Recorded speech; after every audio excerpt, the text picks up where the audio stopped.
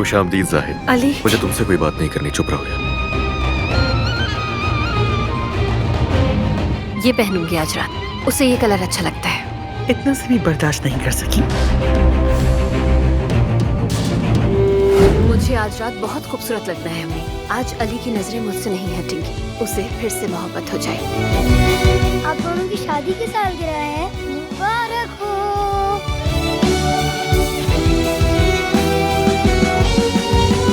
हद है यार, समझ नहीं आ रहा कि मैं नूर के साथ क्या कर रहा हूँ। तुम्हारे लिए हम्माम तैयार करवाया है।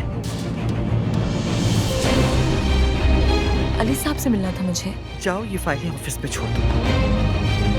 एक नजर क्यों नहीं डालते हो मुझ पे? तुम्हारी उस बेकार बीवी से तो अच्छी हूँ ना मैं। वो तुमसे हर वक्त चिपकी रहती है। ऐसा नहीं हो सकता। बेगैरत।